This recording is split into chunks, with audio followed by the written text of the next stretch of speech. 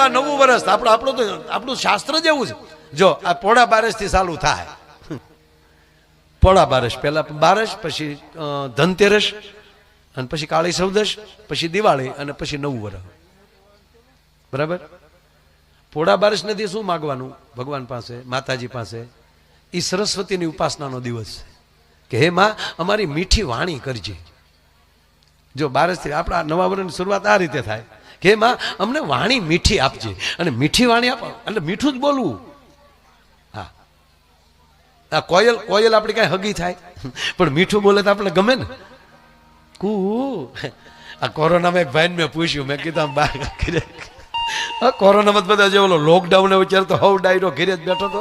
આપણને જે ઓછી તકલીફ હતી, આપણે જેટલા આપણે જે છે એ આપણે ઓછી તકલીફ, કારણ કે આપણા મોટા ફળિયા, કાંઈ નહીં તો આપણી વાડીઓ, આપણા ફાર્મ હાઉસ આપણે. પણ મને એ થાય જે 10 માળ ઉપર ને 15 માળ ઉપર રહેતા થાય એનું શું થયું છે? 10 બાય 10 ની ઓરડીમાં જે રહેતા હોય હે બિચારા નાના માણસો, એનું રહોડું પલંગ હેઠે પીડ્યું હોય, અને નાના માણસ છોકરા કેટલા હોય, માઇન્ડ 5-7 હોય. એ બધું એક ઓરડીમાં રહ્યું ગયો હંમેશા. તમે કલ્પના કરો. એ તમે બારીમાં ડોકાતા જશે ને આમ. તેમાં મેં એક ભાઈને ફોન કર્યો, મેં કીધું બહાર નીકળો છે કે નહીં? મને કે માયાભાઈ બહાર નીકળીએ ને તો મોર બોલે, એની કરતા ઘરની કોયલોને ન સાંભળીએ. લે ઘડીકમાં કોયલું થઈ ગયા. બોલો વાત છે સાહેબ, મીઠું બોલવું. કોયલ મીઠું બોલે છે એટલે આપણે ગમે છે. એના શબ્દો સમજાતા નથી, શું કહેવા માંગે એ ખબર નથી આપણને, પણ ગમે છે. આપણે એના શબ્દો જ નથી સમજતા, શું કે દેતી હોય આપણને શું ખબર. આપણે વાડી આંબા હેઠે હોવા જાય અને આંબાની ટૂંક ઉપર બેઠી બેઠી એમ કહેવાય કોયલ ટવકા કરતી હોય, અને આપણે અહીંયા ખાટલો નાખી અને જે જમાવીએ તો એ કહેતી હોય કે અહીંયા મીર્યો, અહીંયા મીર્યો. સમજાતું નથી છતાં ગમે. વાત સાંભળજો, મારે જે હેતુ જે વાત કરું, મને હું દાંત કઢાવવા જ આવ્યો છું. પણ એક પણ હાસ્ય એવું નહીં હોય કે વિટામિન વગરનું હોય. કેવલ હી હા નહીં હોય. બાકી તો એકલો જ હાસ્ય કરવો હોય તો ઓલી કલબુય નથી હાલતી. એમાં હમું થાય એટેક આવે ડોહા. નહીં, હળવા ફૂલથી હસી લ્યો. મારો 3 જ જાતનો પ્રોગ્રામ છે સાહેબ. મારો પ્રોગ્રામનો 3 જ વિષય: હસો, બીજાને હસાવો, અને અમુક વાતને હસી કાઢો. જીવનમાં 3 મુદ્દા આવી જાય: કાં હસો, કાં બીજાને હસાવો, અને અમુકની વાત હાંસી કાઢવાની. હા, હું કઈક ખીજાય તો હાંસી કાઢવાનું.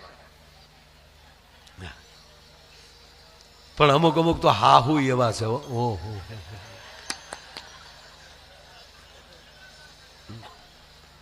હજી પરણીને દીકરી આવી હોય ને.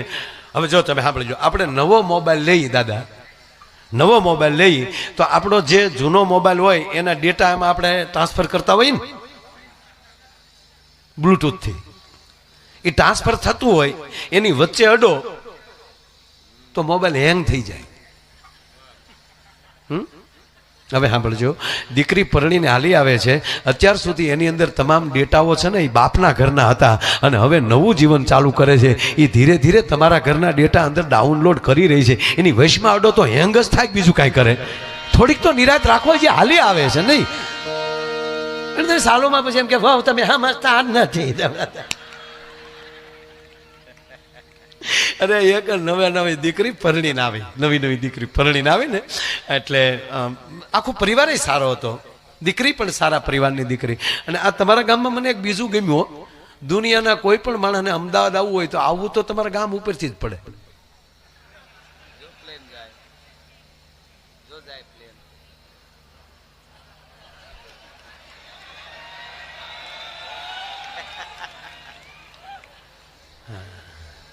એ બારીઓમાંથી જોતા હશે. Bye bye. વાત ચાલુ. હજી તમે સાંભળો, અમે એક રાજભાઈએ જે પ્રોગ્રામ ચાલુ કર્યો જ નથી, હજી તમે ટેસ્ટિંગ કરીએ છીએ. કોઈ પણ જો ડોક્ટરે એને કોઈ પણ ટ્રીટમેન્ટ ચાલુ કરે ને તે પહેલા એ બધા રિપોર્ટ કરે. એ હજી રિપોર્ટિંગ ચાલે છે. પણ થઈ ગયું હવે, મને ખબર છે તમને શું જોવે છે. મૂળી વાત, નવી દીકરી હજી પરણીને આવેલી. ઓલો છોકરો ક્યાં જાય? હું તો ખરેખર આ છોકરાઓને જોઉં ને નાના નાના બાળકોને તો હું રાજી બહુ થાય કે કેવા ટાઈમે જૈનમાં ભાગશાળી તો જુઓ. આ વડીલોને પૂછો, અમે અવડા હતા, ભેળા થવા કપડા મરી ગયા, ખાખી સડીઓ પહેરી પહેરી. ઓહો, નાતું તું કોણ સોમાહા તો અમને નવરાવતા. અરે હકીકત રાજભા, ત્યાં રમવા ગયા હોય, પીડ્યા હોય, ચોલાણા હોય, લાગ્યું હોય તો ઘરે થોડું કહેવાય. ઘરે જો બાપાને ખબર પડી તો ઉલટા નાખે બે, ક્યાં રખડવા ગયું છું. હું તું જ્યાં સુધી સારું ન થાય ને ત્યાં ત્રાહું હાલવું પડે આમાં. અને અત્યારે તો છોકરો જે પડી ગયો હોય ને ત્યાં આખો ઘર ચીકુ છું, પલી છું, મારું દીકું ચીકુ છું. અને 15 મહિનાનો થાય તો ગુગુ હાલતો હોય. ઓલો તો 8 મહિને ઠેકતો થઈ જાય, ચોથા મહિને બેહતો થઈ જાય. પરાણે નો બેહાડતા ને ટસી ગયા હતા. ઘણા નથી આપણે ટીવી ચાલુ કરીએ તો 2-3 જણા પ્રવચન કરતા હોય, લક્ષ્મી મિથ્યા હૈ, પૈસે કે પીછે મત દોડો. તો દાન કોણ મારો બાપ દે? ના, સંપત્તિની જરૂર છે. ભૂદેવો પાસે પ્રથમ કાંઈ પણ કાર્ય આપણે કરતા હોય ત્યારે યજ્ઞમાં જે બેઠા છે એ બધા 8 યજ્ઞના પાછા બીજા યજમાનો છે યજ્ઞના, એને પણ પ્રણામ કરું. હે બ્રહ્મ દેવતાઓ, ભો બ્રાહ્મણા, હે બ્રહ્મ, હું ગુજરાતમાં કીધું કે અમારા ઘરે અમે આવું કાર્ય કરવા માંગીએ છીએ, માટે હે ભૂદેવ અમને આશીર્વાદ આપો. અને ત્યારે આ દેવ આપણા બ્રાહ્મણો મંડપ વચ્ચે આ કાર્ય તમારું સિદ્ધ હો, આ કાર્ય તમારું સિદ્ધ હો, તમે ધનવાન હો, આવા જે આશીર્વાદ ચોખા લઈ નાખે. અને છેલ્લા આશીર્વાદ દાદા મને બહુ ગમે છે કે આ દેશનું શાસ્ત્ર, આ દેશનો વેદ એમ કહે છે કે તારા ઘરમાં સંપત્તિ કેટલી થાય મને ખબર નથી, પણ તારે ચીલે ચાલે એવા સંતાનો ઈશ્વર તને આપશે, એવી કુળદેવી તારી ઉપર કૃપા કરે. વંશે સદેવ હરિભક્તા, તારા વંશમાં તારે શીલે ચાલે એવા. અને હકીકતનું સુખ તો ઈ જ છે, સંપત્તિ સુખ નથી. સંપત્તિ આવા કાર્ય વપરાય ને ઈ મોટામાં મોટું સુખ છે. ભલા માણસ, તમે સાંભળી લો, મારે નીરવભાઈ સાથે કોઈ જાતના બીજા લેના દેના નથી, પણ એ પરિવારને હું ધન્યવાદ આપું. જગજીવન દાદા આપને ધન્યવાદ આપું. માતુશ્રી સંપામાં આપને ધન્યવાદ આપું કે તમારું સંતાન સંપત્તિ રળી અને એમાંય પાછું આવું કાર્ય થતું હોય ત્યારે આગળ ડગલું ભરે. આમાં તમામ દાતા 1000 આપ્યા એની વાત આવી જાય સાહેબ. આ તો મુખ્ય યજમાન છે, એકનું નામ લવ એટલે તમામ યજમાનો ઉચમણીના જેટલા દાતાઓ છે બધા આમાં માની લેજો. અહીંયા 10 રૂપિયા નાખતો છે એ આમાં આવી ગયું સાહેબ. પણ વાત એ કરું સાહેબ કે આ માતાજીની જ્યોત નિમિત્તે સાહેબ 63 લાખ રૂપિયા, 63,363 એનો એ પ્રથમ બોલ છે.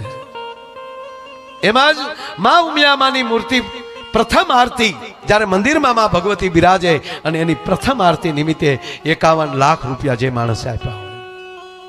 અને એથી આગળ કહું તો આ યજ્ઞની અંદર જે સમિતથી લઈ અને જે કાંઈ ખર્ચ રૂપી જે થાય એ માટે જે માણસે 10 લાખ અને 11,111 એકવાર તાળીઓના ગરડાથી વધાવો.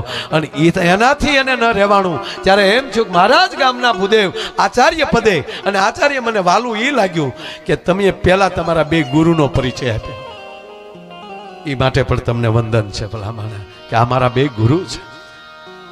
અને એ માટે સાંભળી લો, નીરવભાઈએ 11 લાખ રૂપિયા આ બ્રાહ્મણને આપ્યા, ભૂદેવને આપ્યા. કારણ કે આપણા ગુજરાતનો ઉદ્યોગપતિ છે, એ તમામ ઉદ્યોગપતિ એમાંનું નામ એટલે રિલાયન્સ, અને ત્યાંથી આ કાર્ય કરીને આવ્યા. અને આપણા જ ગામનું ગૌરવ જો અવડો મોટા વેદની અંદર ઉતરી અને આચાર્યની પદવી પ્રાપ્ત કરતા હોય, આનાથી મોટી ડિગ્રી ન હોઈ શકે. એટલે એને હરખ છો નીરુભાઈને. અને એમણે 11 લાખ એમને આપ્યા. તો એ માણસે એક ભૂદેવે સવાયું કાર્ય કર્યું કે એ જ પાછા હું આ કાર્યની અંદર અર્પણ કરું છું. આ નાની હુની વાતું નથી, આ વાત એ કરું છું. અમને કોઈ રાજભાઈ કોઈ સારી વાત કરતા હોય કે અમે કઈ સારી વાત કરીએ એટલે અમને ઘણા એમ કે હમણાં તમે ભાજપનું જ વધારે સારું બોલો છો ને, એટલે ભગવાનનું નામ લેવું એટલે પક્ષ થઈ ગયો યાર. અમે કોઈ ભાજપ કોંગ્રેસની વ્યક્તિ ન હોઈએ, અમે રાષ્ટ્રને અને આ દેશના ધર્મની માટે જેણે કાંઈ કર્યું હોય ને એના ભક્ત અમે હોઈએ છીએ. અમે એની આરતી ઉતારીએ છીએ, એના અમે ગામો ગામ ગુણગાન ગાય. હમણાં સરદાર વલ્લભભાઈ પટેલની વાત આ કરી રાજભાઈ, એને કઈ પક્ષમાં તમે લઈ શકો? લ્યો, એને ભાજપમાં ગણો, કોંગ્રેસમાં. સાહેબ, એક નામ તમારું એવું થઈ જાય ને પછી માણસો પાર્ટી ભૂલી જાય. રાષ્ટ્રનો દીકરો જે થઈ જાય ને એને કોઈ પક્ષ પછી નડતો નથી. ભલા માણા જે રાષ્ટ્ર માટે કામ કર્યું હોય. આપણે જો નદીમાં નાવા પડીએ ને ભાઈ, નદીમાં અથવા સ્વિમિંગ પુલમાં જ્યાં આપણે નાતા હોય, નદીમાં નાવા પડીએ એટલે પાછા નદી એટલે પાણીમાં નાવા પડીએ આપણે, ટૂંકમાં પાણી લ્યો ને, પાણીમાં આપણે પડીએ, પાણીમાં આપણે નાવા પડીએ, કુવામાં કે વાવ કે જ્યાં કાંઈ પડાય એવું હોય ત્યાં, એ તરતા આવડતું હોય ને એને ધૂપકા ન ખાય, અને તરતા આવડતું હોય ને એને જ પાછું નાવાનું સ્થાન દેખાડાય કે અહીંયા નાવ. શું કામ? એને તરતા આવડે છે, કદાચ ક્યાંક આડાવડા થયા હોય તો એ પાછા આપણે કાઢી એકવાની તાકાત હોય ને એને સિંધાય. પણ નરી સત્ય એ છે કે પાણીમાંથી તમે બહાર નીકળી જાવ ને એટલે જગ્યા પાછી પૂરાઈ જાય, કે આપણા નામનો ખાડો ન રહે, અહીંયા જગ્યા પાછી પૂરાઈ જતી હોય. પણ સાંભળી લ્યો, અમુક માણસો એવા હોય જ્યાં નાયા હોય ને એ જગ્યા તો પૂરાઈ જાય, પણ એ જગ્યાનું નામ એના નામે થઈ જાય કે અહીંયા એક મહાપુરુષ અહીંયા આવ્યો હતો ને આ કામ કર્યું હતું, સાહેબ એનું નામ રહી જાય. બાકી તો જો અત્યારે આ દિવાળીનો મહિનો છે અને એમાંય દાદા આપણે, હું તો ભૂદેવોને મને મજા જ આવે. સંકલ્પ હારા કામના જ હોય. બાધું હોય તો ગોરદાદાને બોલાવવા પડે, એની વિધિ હોય કે હાલો હાથમાં પાણી લઈ જાઓ, 3 વાર પાણીને ચાખી જાઓ. ઓમ બ્રહ્માય નમઃ, માધવાય નમઃ, કેશવાય નમઃ, ગોવિંદાય નમઃ. હવે તમે 3 વાર ભગવાનનું નામ લઈ જાઓ, વિષ્ણુવાય નમઃ, વિષ્ણુ, અને લાકડીને આગલા ભાગે ચાંદલો કરો. હવે આની વિધિ હોય, એ વિધિ કરવા બેસતા તો ઓલા ટકા તોડીને વયા જાય. વિધિ હારા કામની હોય છે. અને સાંભળી લ્યો, જેના વિધિઓ હોય ને એવા જ કાર્યમાં ઉતરવું, જેમાં વિધિઓ ન હોય એમાં કોઈ દી ઉતરવું નહીં, વાત નક્કી છે. અને એમાંય આજ રોજ ડભોડા ગામમાં અને ઉમિયા ધામમાં માં ભગવતી જગદંબાનો અહીંયા સરસ મજાનો આવો પ્રાણ પ્રતિષ્ઠા ઉત્સવ અને નવકુંડી યજ્ઞ, અને એમાંય અમે રસ્તે આવતા હતા ત્યારથી લઈ અને જે બધાનો જે ઉત્સવ અને ઉમંગ જે જોયો છે, એટલે આજનો આનંદ કંઈક જુદો છે. રાજભાઈ આપણે ખૂબ આનંદ કરાવ્યો અને 2 હાથ ઊંચા કરીને તાળીના ગળાથી આપણે એમને વધાવો. અને આજે અમને મજા એવી છે, એમાં મને લઈ લ્યો કે રાજભાઈને લઈ લ્યો, મજા એવી છે સાહેબ કે જ્યારે આવો શક્તિની ઉપાસના હોય, એમાંય માં ઉમિયા હોય. રાજભાઈ કીધું ને કે આ ઉમા જે શબ્દ જે છે, ઉમિયા શબ્દ છે, એ ભગવાન શિવને અતિ ગમતો શબ્દ છે. માં જગદંબાને જ્યારે ભગવાન શિવ જ્યારે બોલાવે છે ત્યારે ઉમા કહીને બોલાવે છે. મહાદેવ છે ને, જ્યારે જ્યારે તમે રામચરિત્ર માનસ જોઈ લો કે તમે કોઈ પણ શિવ પુરાણ લઈ લો તો જ્યારે ભગવાન શિવ જ્યારે બોલાવે છે, શિવ અને પાર્વતીની વાત હાલતી હોય ત્યારે શિવ જ્યારે જવાબ આપે અથવા તો એને બોલાવે ત્યારે શિવના મોઢામાંથી નીકળેલો શબ્દ ઈ ઉમા છે. અને ઈ ઉમા, ઈ ભગવતી ઉમિયા માનો અહીંયા પ્રાણ પ્રતિષ્ઠા ઉત્સવ હોય અને આવા નવકુંડી યજ્ઞ હોય. પહેલા તો ઈ મુખ્ય જે યજ્ઞ જે છે અને અહીંયા યજ્ઞશાળા છે એમના ચરણોમાં અને માં ઉમિયાના ચરણોમાં, યજ્ઞ નારાયણથી લઈને માં ભગવતીના ચરણોમાં પ્રણામ કરું છું. એ પછી એમના આપણા આચાર્ય, તમારા જ ગામનું રત્ન હિતેશ દાદા ભટ્ટ, એકવાર એને જોરદાર તાળીના ગળાથી વધાવો સાહેબ. જે યજ્ઞશાળા જે બનાવી છે સાહેબ, હકીકત કહું કે અહીંયા જેટલા બેઠા પ્રોગ્રામ સાંભળો ન સાંભળો, સમય હોય વયા જાઓ, એ એક બાજુ મૂકીને આ એક જ વાત મારે ધ્યાનથી સાંભળી લેજો. તમારામાં સમય મળે ને, અરે ન મળે તો કાઢીને, આ 3 દિવસ છે ને, આજે આ બીજો દિવસ તો થઈ ગયો સાહેબ, આની એક પ્રદક્ષિણા કરી લેજો. આ યજ્ઞશાળાની કેવલ તમે પ્રદક્ષિણા કરો ને, એ સબુદ બ્રહ્માંડની પ્રદક્ષિણા કર્યા બરાબર છે. એમાં કોઈ હું હરકશોક નથી કરતો સાહેબ. આખી જે યજ્ઞશાળાની જે મેં રચના જોઈ, અરે એટલું નહીં, કોઈને પૈંડ પીડા હોય એ આની પ્રદક્ષિણા કરી લો અને તમારી પૈંડ પીડા શ્રદ્ધાથી કરો તો પછી તમે અખતરા કરવા કરો મને સારું થાય તો હાસું માનું, એમ મારો દાદોય ન આવે. એ તો અંદરની ભાવના હોવી જોઈએ. ઘણા નથી કહેતા મારો દીકરો 10માં પાસ થાય તો હે ઉમિયામાં તમને 2 દીવા કરી, એટલે તમારા 2 દીવા હાટું પેપર દેવા જાય. પેલા તમે સંપૂર્ણ એના થઈ જાઓ, પેલા એના શરણે તમે જ્યાં સુધી તમે જો ગીતામાં જોઈ લો, જ્યાં સુધી અર્જુનને પૂર્ણ વિશ્વાસ ન આવ્યો ત્યાં સુધી કૃષ્ણએ એમ ન કીધું કે હવે દોષો તારી સાથે છે. તમામ બધું પછી કહી દીધું કે હવે નષ્ટો મોહ, હવે હે અર્જુન મને જે તારે સમજવો એ સમજી લે. એ બધું દેખાડ્યા પછી અર્જુન બોલ્યો કે હવે નષ્ટો મોહ, મને કોઈ પ્રકારનો મોહ નથી. હે કૃષ્ણ, હવે તમે જેમ કહેશો એમ મારી કરવાની તૈયારી છે. સાંભળજો આ પ્રથમ શબ્દ કે હવે તમે જેમ કહો એમ મારી કરવાની તૈયારી છે. ત્યારે કૃષ્ણે કીધું તો હવે સાંભળી લે, તને વિજય દેવરાવો એ હવે મારી જવાબદારી છે. પણ પહેલા એ કહેવું પડે કે તું, એટલે માતાજીને માં ઉમિયાને કહી દેજો કે હે માં અમારી સંપૂર્ણ તૈયારી છે. માં ઉમિયા આપણી સાથે વાત નહીં કરી શકે, પણ એ આ બ્રાહ્મણોને પ્રેરણા આપે. માને માં એવી પ્રેરણા આપે કે લ્યો ભૂદેવો મારા વતી આ સમાજને કહેજો, અને પછી બ્રાહ્મણોના મોઢામાંથી નીકળેલા શબ્દને સત્ય માનવા મળો ને પછી તમને કોઈ દી કોઈ તકલીફ નહીં પડે. ભલા માણસ જો આ 4 વસ્તુને કોઈ દી નકારવી નહીં. એક શાસ્ત્રને એટલે કે વેદને. એક ભાઈ મને હમણાં પૂછ્યું, મને કે માયાભાઈ કક્કામાં ને એબીસીડીમાં ફેર શું? એબીસીડીમાં કોઈ દે અંગ્રેજોએ કોઈ દી ક્યાંય મંત્રો લખ્યા હોય એનાય ભગવાનના, તો મને દેખાડો હાલો. અથવા તો એક પણ સનાતન ધર્મ અને આપણા જે આ પવિત્ર ભૂદેવો સંતો જે બેઠા છે ભારતમાં, એ સિવાયના કોઈ પણ ધર્મની હું ટીકા નથી કરતો. બધાને મારા હૃદયમાં રાખું છું, મને કોઈ તકલીફ નથી, કારણ કે એ મારા બ્રહ્માંડમાં છે. પણ એક પણ ધર્મે 9 ગ્રહની સ્થાપના કરી. હવે તમે સાંભળો, હવે ચંદ્ર ઉપર તો અત્યારે ગયા આપણે, એને આપણે તો તમે સાંભળી લો કે આપણે એને મામોકીન માનેલો છે. શું કામ? કારણ કે આ દેશના શાસ્ત્રમાં 9 ગ્રહમાં ભેગો આવે છે. આખા બ્રહ્માંડની પૂજા કોઈ કરી શકતું હોય.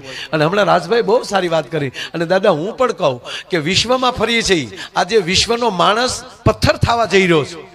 વિશ્વનો માણસ પથ્થર થવા જઈ રહ્યો છે. ત્યારે સાંભળી લેજો, મારો ભારત પથ્થરમાં પ્રાણ પૂરવાની તાકાત ધરાવે છે સાહેબ.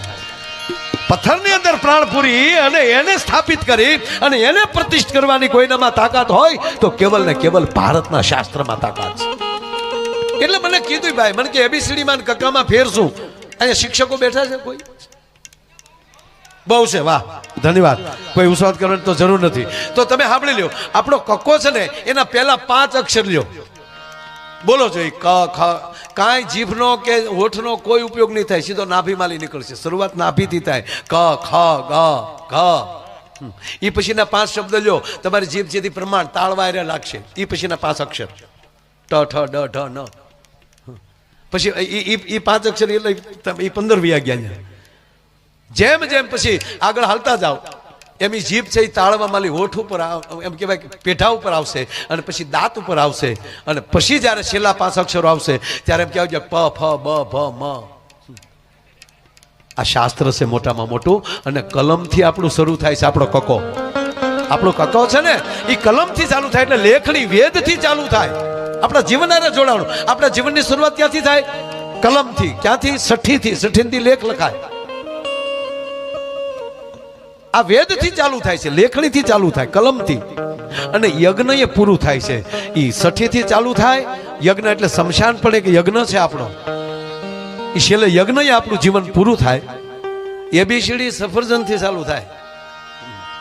એની ઠીકા નથી કરતો. એ નામ એપલ, એપલ એટલે સફરજન, અને છેલ્લો અક્ષર ઝેડ નામ જીરાફ. છેલ્લે જાનવર જેવા થઈ જાય. હાવ જ્યારે કક્કો છે ને તમને યજ્ઞ કરતા શીખવાડે. અને એટલું નહીં યુવાન મિત્રો, તમને પગે લાગીને કહું, યજ્ઞનું શું મહત્વ ભગવાન કૃષ્ણએ સમજાવ્યું એ કોઈક દી ગીતાનો 12મો અધ્યાય લઈ લેજો કે યજ્ઞની કેટલી તાકાત છે ભલામણ. અને એ યજ્ઞ એ પ્રતિષ્ઠા ભગવાન માં ભગવતીની થતી હોય, અને એવો જાણે અવસર હોય, અને ત્યારે અમને આનંદ એવો છે.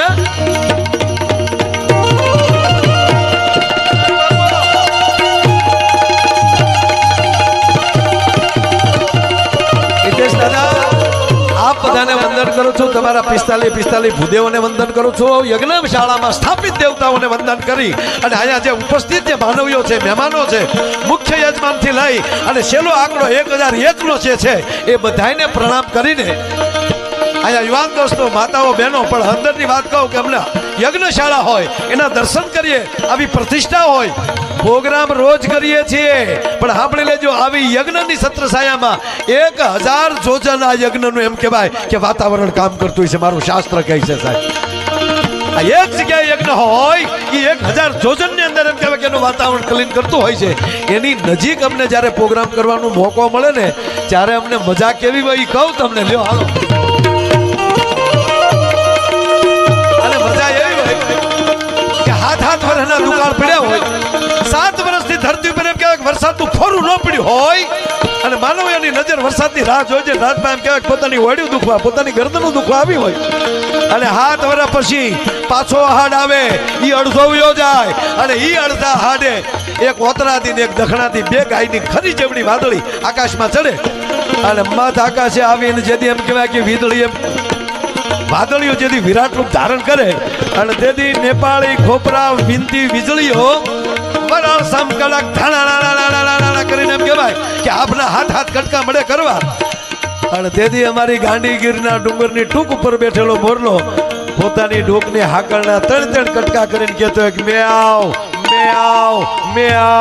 અને એ મોરલાને જે મજા આવે ને, આજ એવી મને રાજભાને મજા આવવાની છે. મારો બાપ એ મજા આવે, કારણ કે તમે ખેખોર વાદળાથી અમારી હામાં બેઠા છો.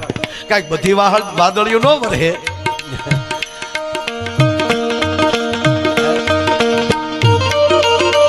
અમને મજા કેવી છે છેલ્લી વાત,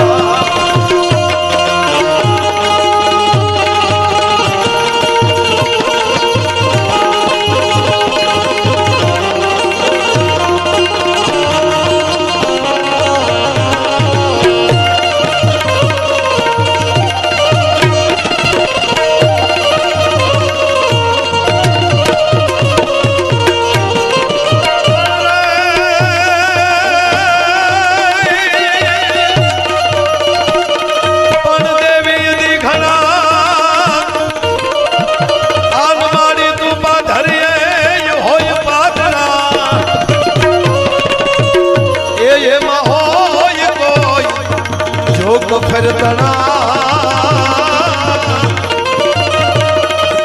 એ એને વેલા કાળ જય વરવલી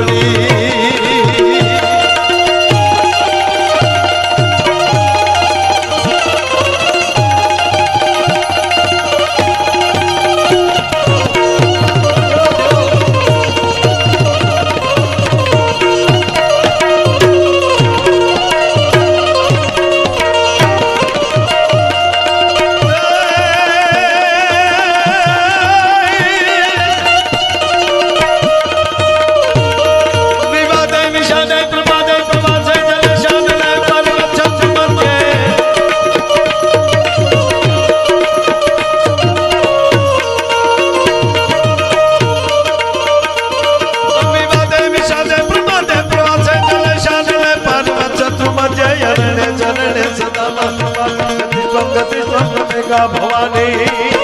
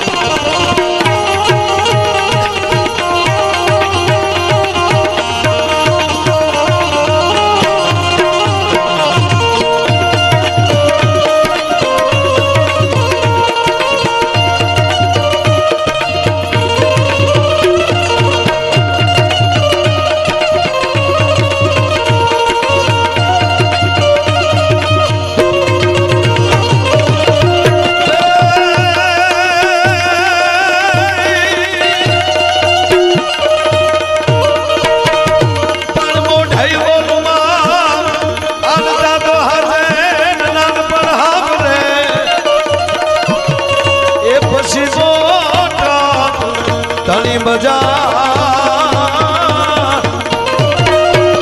એ મને કડવી લાગે લાગે એ મને કડવી લાગે લાગે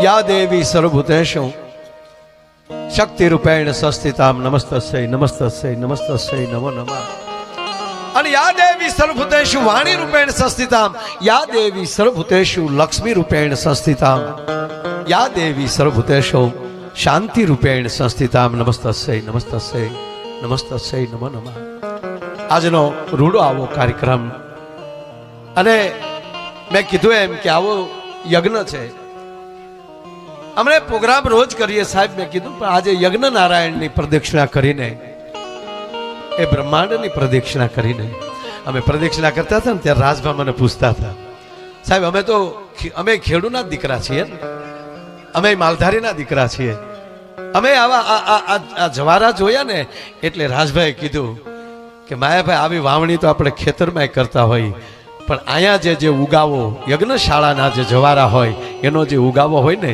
એ જ દેખાડે છે કે અહીંયા કયું તત્વ છે અહીં કઈ શક્તિ છે એટલે પ્રથમ એને ફરીવાર વંદન કરી માં ઉમિયાને પ્રણામ કરી અને ત્રીજી વાત દાતાઓને કોટી કોટી વંદન કરું છું સાહેબ હે દાતાઓની જરૂર છે